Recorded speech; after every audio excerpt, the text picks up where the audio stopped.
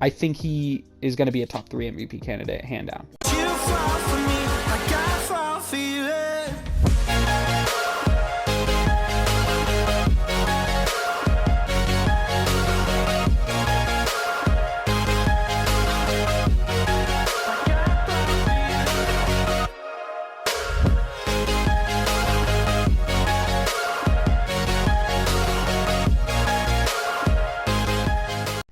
Alrighty, everybody, welcome back to another episode of NBA Now. It's your boy Dom, and we're gonna get right into things here today. So, today, we are talking about the red hot Phoenix Suns. Currently the best team in the league record-wise, and on an all-time win streak for their franchise.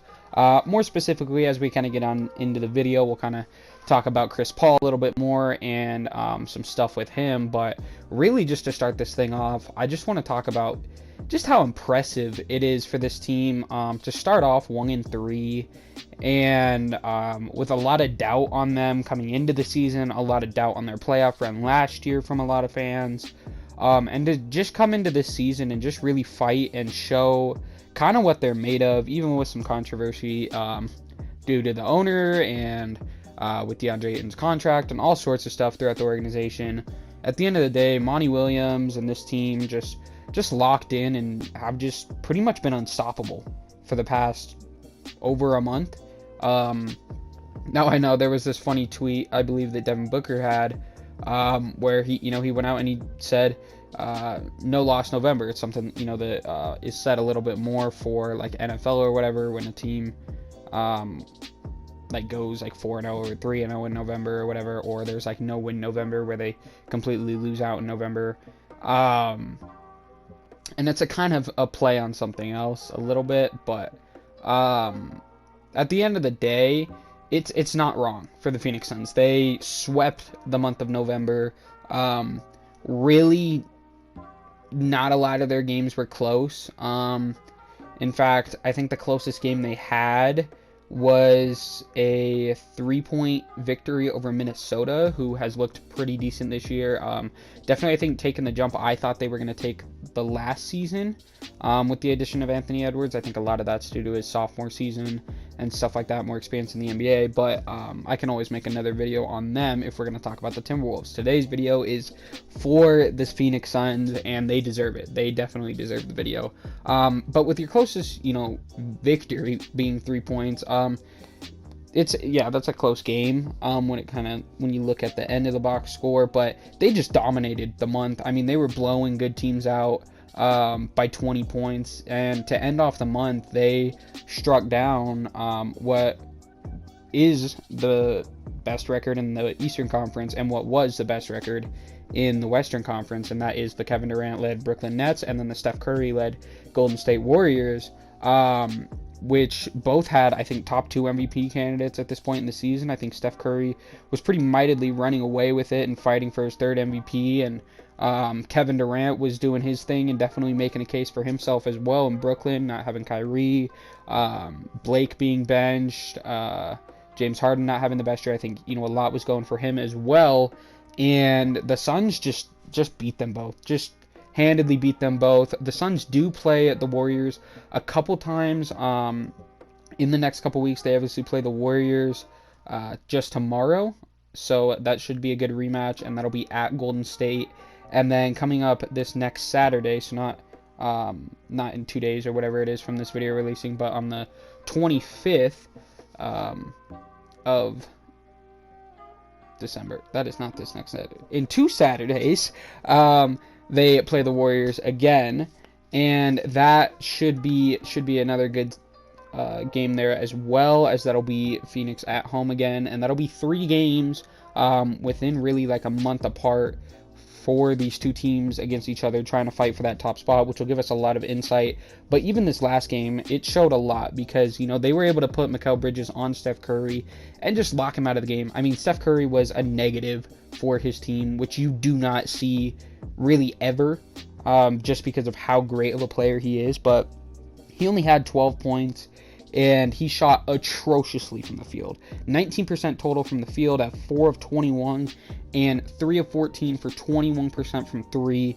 Just a disgusting performance by him. Couldn't get to the line at all, as he only had 1 free throw, which he did make, but they took him away, and they said, Jordan Poole, you're going to have to beat us. And now Jordan Poole played a fantastic game, shooting 60% from the field, and 50% from 3, getting himself 28 points.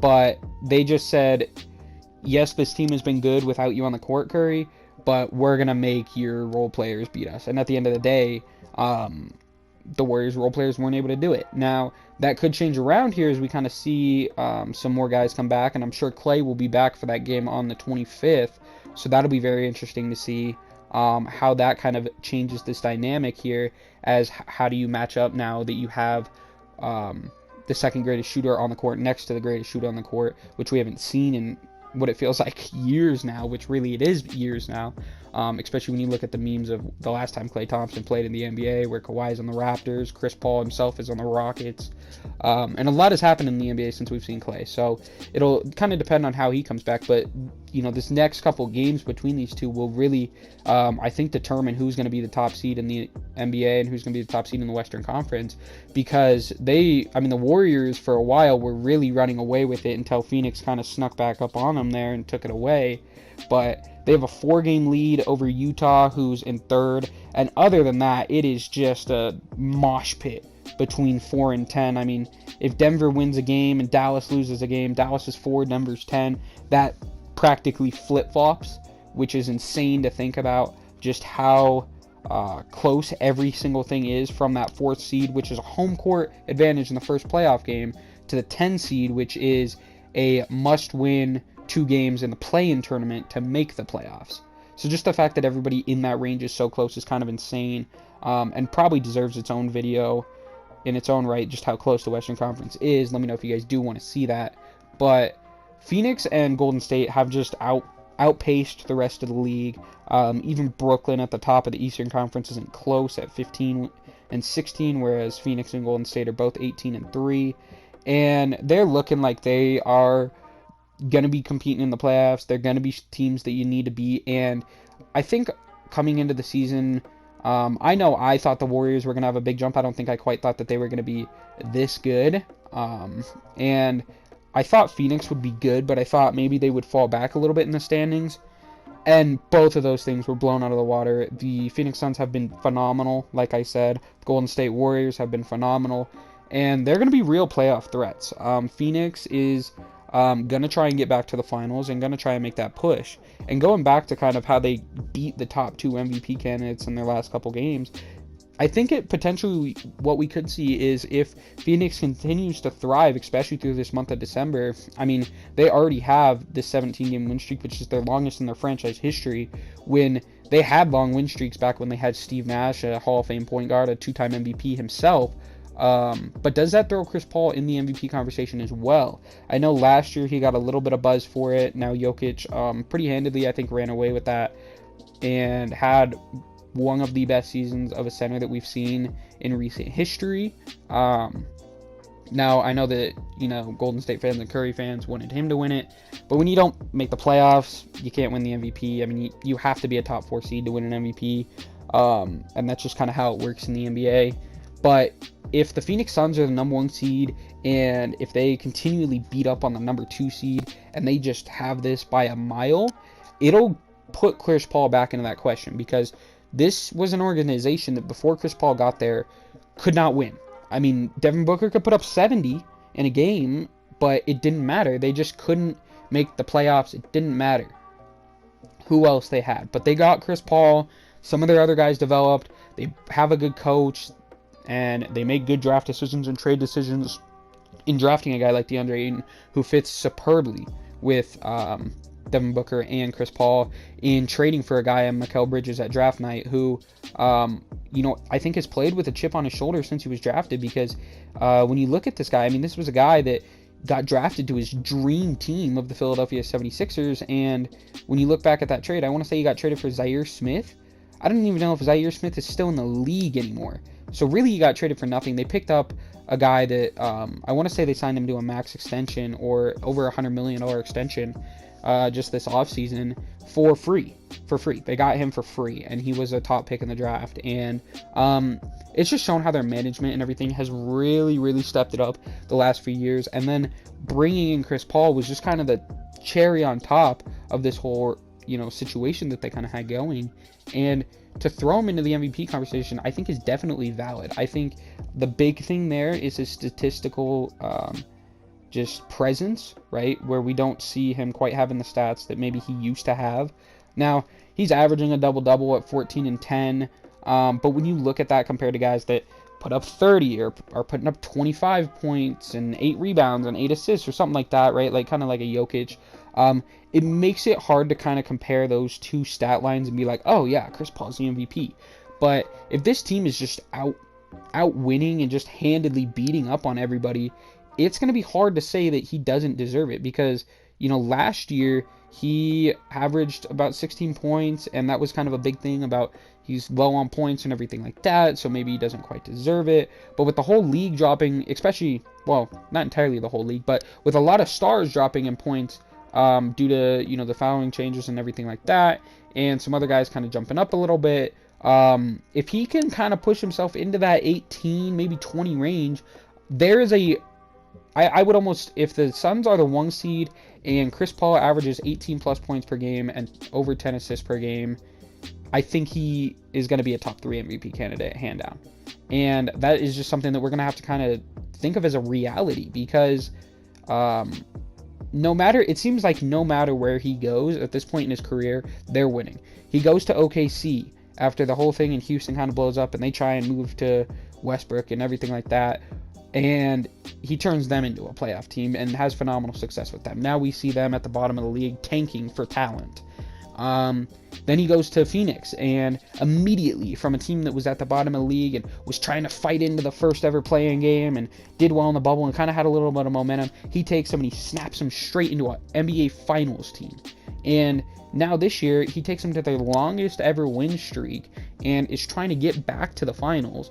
Now there's a good chance he doesn't win the MVP this year, and that adds another chip to his shoulder, or at the end of the regular season, we kind of see that he's probably not going to have it, and he just goes out and balls out in the playoffs like we saw last year. That pick and roll offense that the Phoenix Suns are able to operate, where Chris Paul and Devin Booker are just superb in the mid-range game and can kind of just take advantage of defenses with the super athletic big of DeAndre Ayton there behind that.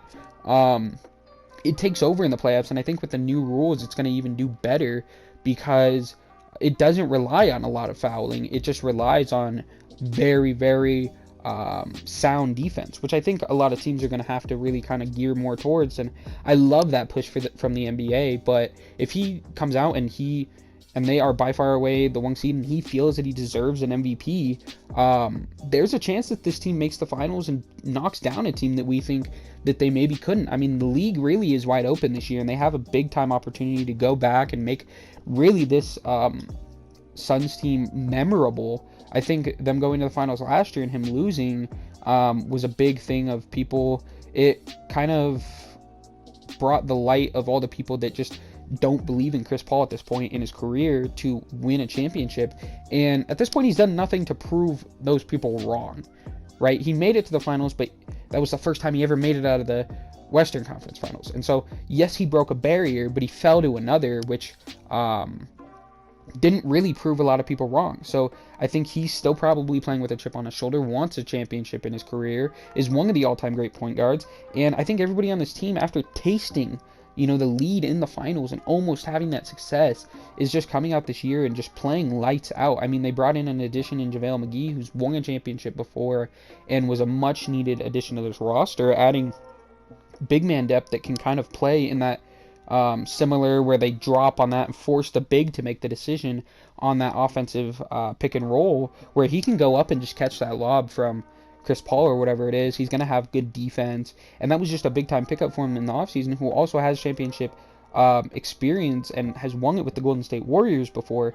So bringing him in, I think, adds another element to this locker room where it's kind of, he has that. And so when it comes down to it, JaVale McGee was a clown, right? He was Shaqtin' a Fool MVP every day for years. But he turned his career around in Golden State, and now I think can be something along with Chris Paul potentially in this locker room, where when it comes down to it, Chris Paul has, everybody on this team has tasted success, and they just haven't been able to quite grasp it. But JaVale McGee has gotten that success and might be able to be like, okay, well, when I was on the Warriors, this is what we did to lock in, right? And might be able to just kind of change things around there for just a little bit in the playoffs, just to give them that slight little bit that they need just to end up pulling it out. And it's just super interesting. I think Chris Paul is going to be in the conversation for MVP. I think this team, the finals right now are wide open. A lot of teams are performing well or better than we thought they would coming into the season. A lot of teams are performing worse than we thought they would coming into the season. And I think there still will be some big-time trades that happen in the season that will shake things up as it continues on. But even, like I said, looking at the Western Conference, it's wide open right now to just battle in the playoffs and see who can get it done. And the Phoenix Suns have a great shot at that. Chris Paul's got a great shot at MVP if they continue this run up. And I'm just super interested to watch Phoenix Suns basketball. I think that they were one of, if not the most exciting team to watch in the playoffs last year, and I can't wait to watch them again in the playoffs this year. Now, although they did beat my Denver Nuggets, which is a little bit annoying, I think they're still a very phenomenal team and have a lot of potential this year. So, with that said, this was my second time recording this video, so I hope that this came out a lot better. But, yeah, this is going to be it from me. It's been your boy Dom, and I'll catch y'all next time. Peace out, guys.